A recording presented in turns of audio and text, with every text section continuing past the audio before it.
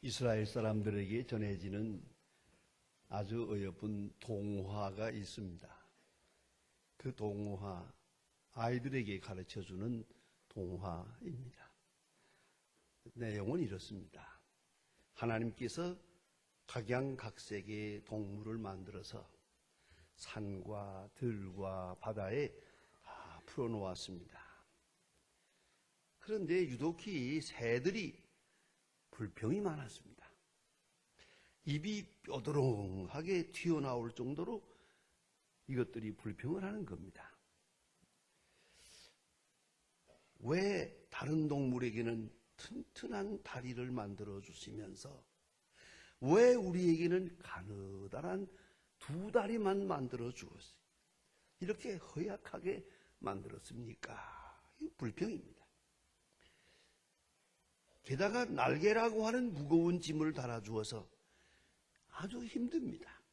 걸어다니기가 아주 힘든데 왜 우리를 이렇게 불편한 동물로 만들었습니까?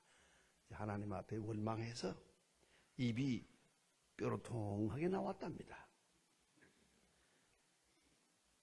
하나님께서 이 말을 듣고 빙그레 웃으시면서 날개를 무거운 짐으로 생각하느냐? 날개를 활짝 펴보라. 독수리가 먼저 그 무거운 날개를 질질 끌고 걸어오다가 그 무거운 날개를 쫙 폈습니다. 그랬더니 창공으로 날아 올라갑니다. 여러분 보셨지만 독수리가 처음 날 때 보면은 정말 이 장면이 그런 것 같아요. 날개가 어지간히 크고 무겁거든요. 이걸 끌고 한참 달리다가 올라가거든요. 자, 이러고 나서야 알았습니다. 그것은 무거운 짐이 아니었습니다. 몇 년 전에 아마존 밀림을 한번 강 선교사님하고 방문했던 일이 있습니다. 참 진기한 많은 구경을 했습니다. 좀 고생스럽지만 한 번쯤은 가볼 만한 곳이라고 생각을 했습니다. 그 호텔 주인과 함께 새벽에 산책을 했습니다. 그 밀림 속을 이렇게 길을 따라 산책을 하는데 그 주인이 커다란 구럭에다가 바구니 같은 큰 데다가 이 바나나를 가득 넣어가지고 이걸 들고 다니면서 원숭이에게 이 바나나를 먹이로 주는 겁니다. 그런데 말입니다. 같이 가면서 보니까 주인이 이 바나나 하나를 꺼내서 손에 들면 들기 무섭게 옆에서 달려들어서 확 뺏는 거예요. 소리를 내면서 악 하고 탁 뺏어가지고 도망가요. 좀 못마땅하더라고요. 아무튼 아무리 짐승이지만 저럴 수 있나 했는데 주인이 제게 설명해 줍니다. 호텔 주인의 말입니다. 내가 이게 지금 20년 동안을 이 원숭이들에게 아침마다 바나나를 이렇게 먹이는데 이놈이 똑똑한 것 같아도 참으로 못된 짐승이라고. 아니 좀 공손하게 받으면 안 돼요? 꼭 빼앗듯이 확 채가지고 가는 거예요. 그래 원숭이는 못된 습성을 가진 동물이다. 그렇게 말하는 것을 보았습니다. 여러분, 인격의 기준은 그의 감사에 있습니다. 지식에 있지도 않고 건강에 있지도 않고 명예와 권세에 있지 않습니다. 얼마나 감사하며 모든 사람에게 감사의 분위기를 만들어주고 있는가. 그의 감사가 그 인격을 가름합니다. 또는 신앙의 기준도 감사에 있습니다. 얼마나 열심히 있는지, 얼마나 봉사적인지 거기에 있질 않고요. 무슨 일을 하든 어떤 형편이든 맡겨진 대로 감사하게. 그게 바로 그게 신앙의 수준입니다. 신앙의 수준은 그의 감사에서 평가가 됩니다. 우리가 흔히 쓰는 말 한마디가 있죠. 행복지수. 행복지수가 어디 있습니까? 자, 여러분, 잘 사는 1등 국가? 그거 아니옵시다. 이것도 역시 감사에 따릅니다. 하루하루 사는 것을 얼마나 감사하게 생각하느냐. 그것이 바로 그 사람의 행복 지수입니다. 얼마나 복을 받았느냐 하는 것도 얼마나 소유했느냐에 있지 않습니다. 얼마나 감사한 마음으로 사느냐. 그것이 바로 그 사람이 누리는 복이라고 생각합니다. 여러분, 오늘 본문에서 보면 사도 바울은 역시 위대한 인격, 위대한 신앙, 위대한 행복의 소유자였다. 그렇게 생각이 됩니다. 사도 바울은 현재 이 편지를 쓰고 있는 이 시간엔 감옥에 있습니다. 로마 감옥에 있습니다. 재판도 하지 않은 채 몇 년을 묶여 있습니다. 이대로 가다 언제 죽을지 모릅니다. 그런 절박한 시간을 살아가고 있는데 어찌 그 입에서 감사란 말이 나올 수 있습니까? 어떻게 감사란 말, 그 단어가 나올 수 있느냐 하는 겁니다. 그러나 그의 편지들을 보면은 말끝마다 감사합니다. 감사로 충만합니다. 어느 편지를 보아도 감사, 감사, 감사. 이것이 사도 바울의 인격이요, 그의 신앙이요, 그의 행복지수였다. 그렇게 생각합니다. 감옥에서 감사할 수 있다. 이 아이러니를 한번 생각해 보세요. 얼마나 역설적이고 얼마나 놀라웁니다. 감옥에서 오늘 아침 죽을는지도 모르는 사람이 감사할 수 있고 감사의 편지를 쓸 수 있다. 또한 수상적인 감사가 아닙니다. 구체적으로 왜 감사하며 무엇을 감사하며 어떻게 감사할 것을 누누이 설명해 주고 있습니다. 저는 사도 바울이 기도라고 하는 제목으로 새벽 기도에 나가서 지방에 다닐 때마다 기도회 인도할 때 꼭 그렇게 합니다. 바울의 기도. 그래서 이 바울 서신 중에 나타난 바울의 기도문을 가지고 이게 모범 답안지다. 이 모범 기도문이다. 모범 기도자세다. 그래서 그 사도 바울의 기도에 대해서 제가 늘 말씀을 드리고 강의를 하고 설교를 하는데 그렇게 해 나가면서 연속적으로 하면서 느끼는 건 뭐냐면 사도 바울은 감사 외에 다른 말을 하지 않습니다. 그의 기도는 감사로 충만합니다. 놀라운 것입니다. 옥중서신인데요. 감옥에서 쓴 편지에 감사가 넘칩니다. 그 중에 하나 오늘 본문에서 보게 됩니다. 본문에서 보면 이 내용은 간단합니다. 아주 간단하게 두 가지를 감사하고 있습니다.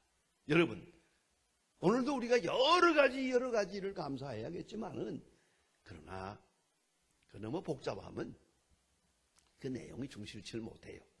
집중적으로 사도 바울의 마음으로 돌아가서 우리도 두 가지 감사를 해야겠다. 사도 바울은 깊이 생각합니다. 감옥에서 생각합니다. 그래서 에베소 교회에서 오는 소식을 듣고 하나님께 감사합니다. 교회 상황에 대하여 듣고 감사하는데 첫째가 믿음이요, 둘째가 사랑입니다. 이 두 가지에 대해서 깊이 감사하고 있습니다. 여러분, 믿음을 어떻게 생각하십니까? 데살로니가 후서 3장 2절에 충격적인 말씀이 있답니다. 믿음은 모든 사람의 것이 아닙니다. 정말 그렇습니다.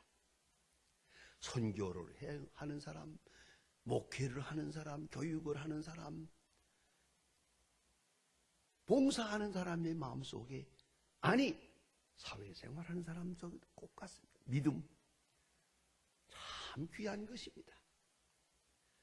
믿어주지 않는 거예요. 의심하는 거예요. 이러면은 만사가 다 무너집니다. 인격의 기초, 사랑의 기초, 행복의 기초가 믿음이 아닙니까? 그래서 제가 종종 결혼식 주례할 때마다 꼭 이 말을 합니다. 신부에게 부탁을 합니다. 나하고 약속하자. 그리고 신부한테 얘기합니다. 잘 때 몰래 남편의 핸드폰 눌러보지 마라. 요거 살살 눌러보고, 요거 누구냐고, 요 번호가 누구냐고, 이런 소리 하면 다시는 사랑을 못 받는다. 이 여자가 나를 의심한다라고 생각해보자. 예뻐 보이겠냐? 그 다음에 화장은 괜히 하는 거다. 하나마나 한 거다. 이 여자가 나를 의심한다 하면 만사는 끝나는 거예요. 다시는 그 얼굴 보고 싶지 않아요. 그렇지 않습니까? 믿음이 이렇게 중요하거든요. 믿음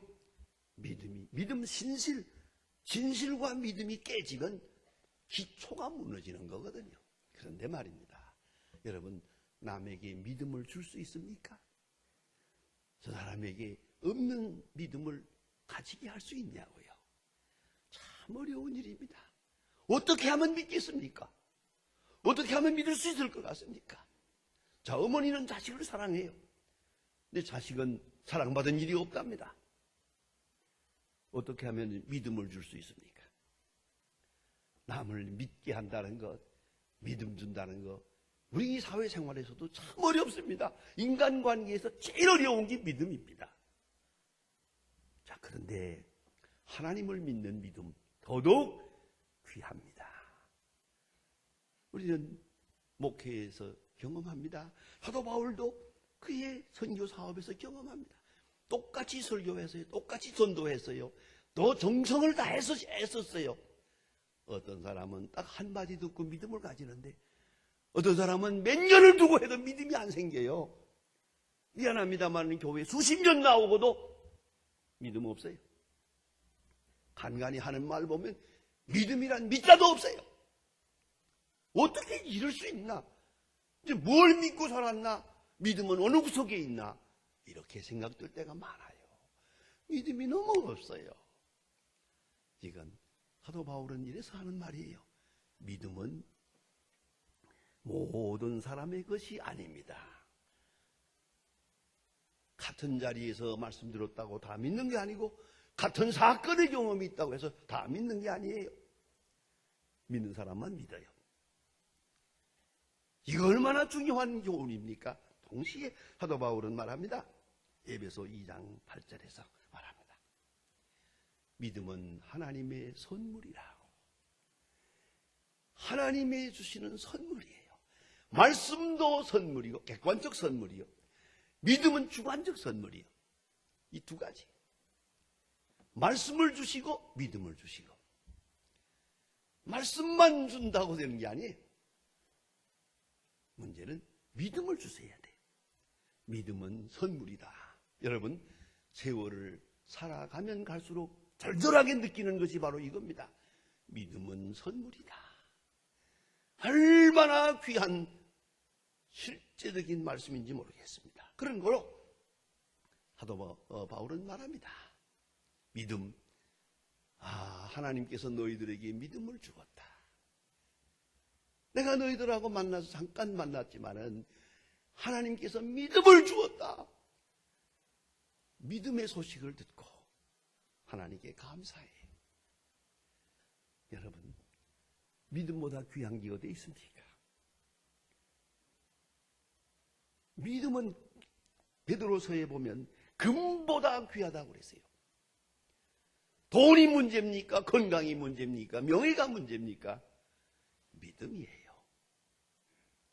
남북관계의 복잡한 문제를 놓고 많은 사람들이 고민합니다.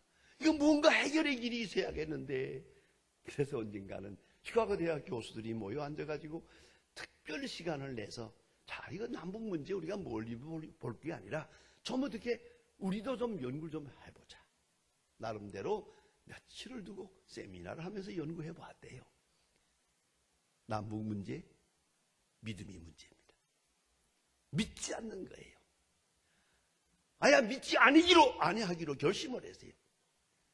어디서부터 믿음을 다시 세울 수 있는지 이 문제예요. 신임입니다. 신뢰가 없어요. 무슨 말을 해도 믿지 않아요. 야, 이러지 어떻게 하면 좋겠습니까? 이건 근본이거든요. 근본. 자, 여러분 믿음을 주신 하나님 감사합니다. 모든 환경, 모든 은사를 통해서 우리에게 주시는 것 가운데 최고로 큰 것이 믿음이에요. 하나님께서 우리에게 믿음을 주신가?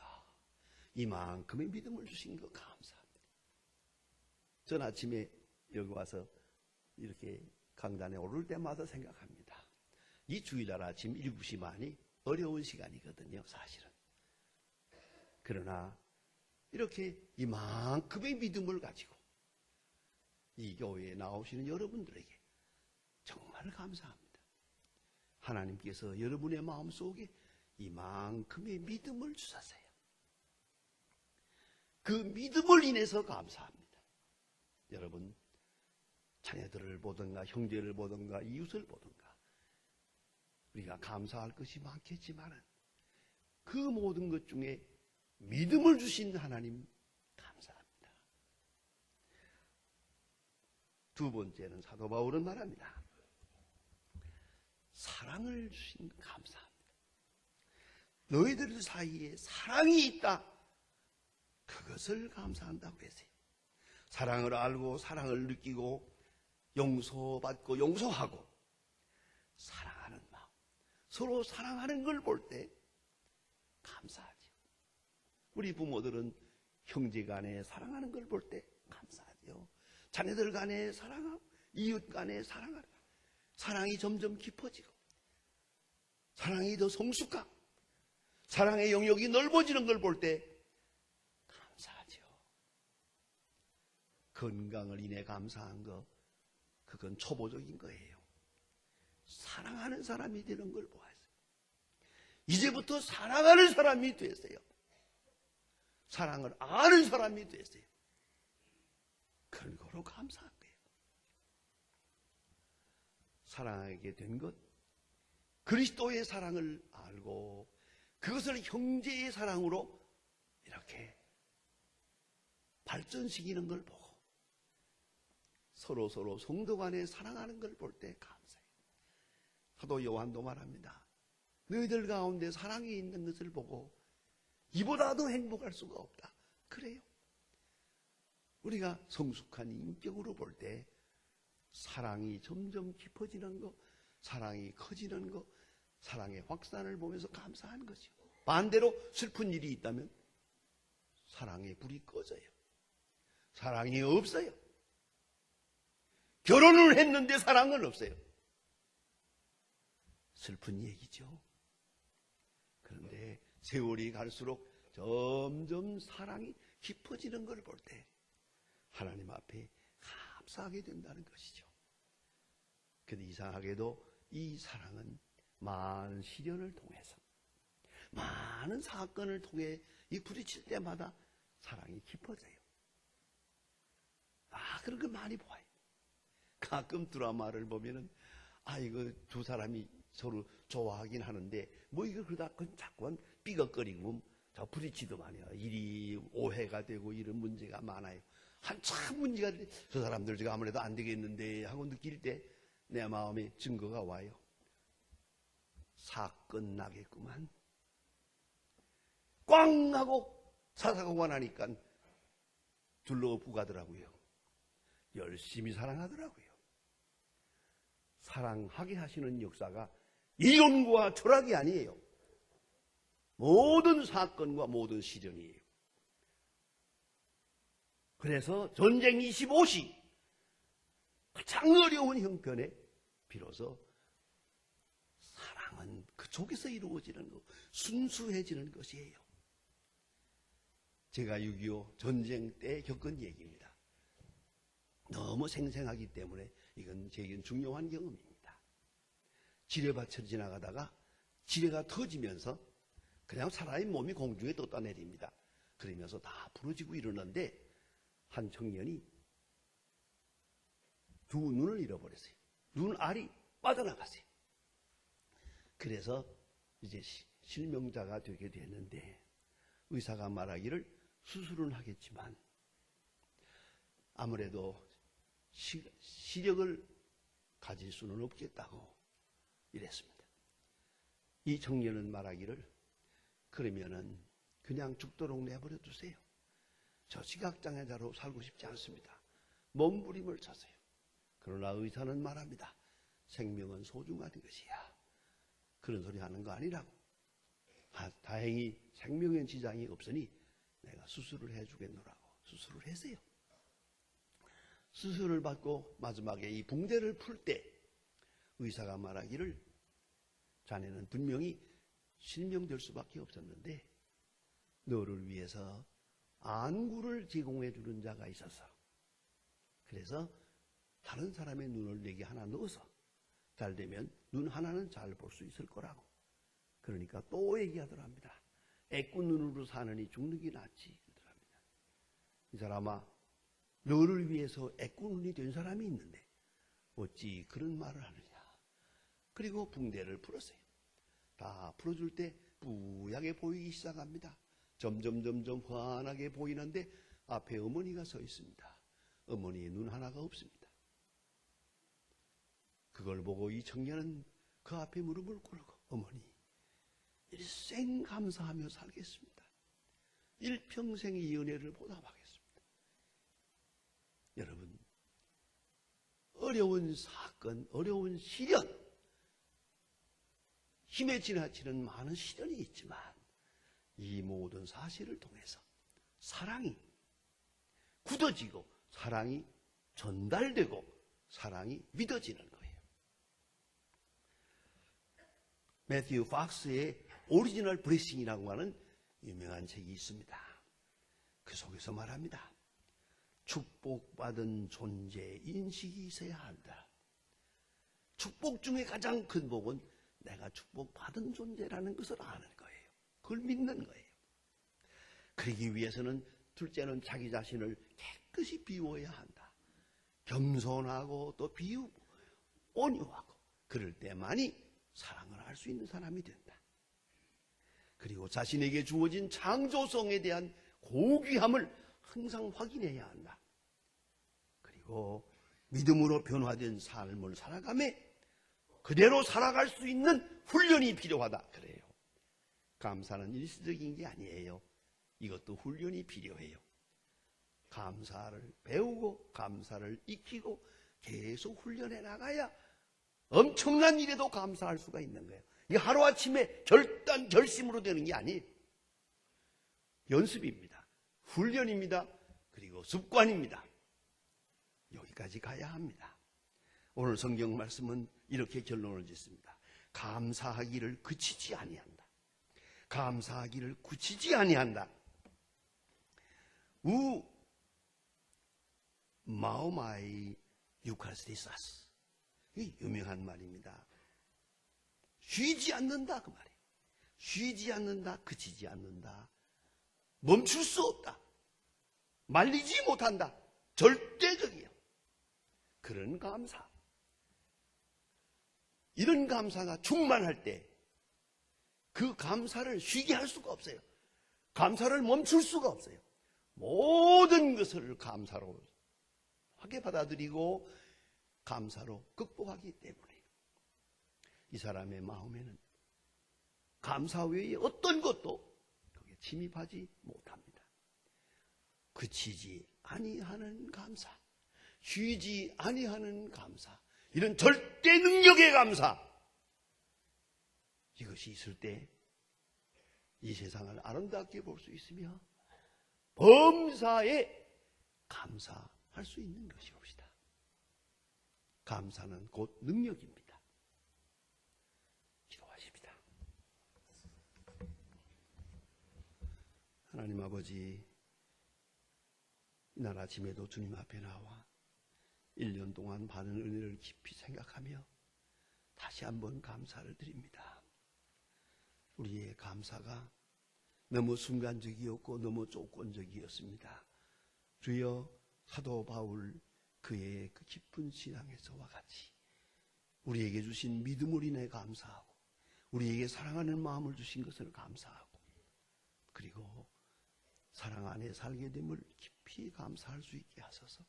그치지 않는 감사, 말릴 수 없는 감사, 그리고 범사에 감사하는 주의 사람들 되게 하사 그 감사로 이 어두운 세상을 밝히기도 하며 항상 모든 사람으로 하여금 감사하게 하는 큰 역사가, 그런 창조적인 역사가 이루어질 수 있게 해 주시옵소서. 예수님의 이름으로 기도합니다. 아멘.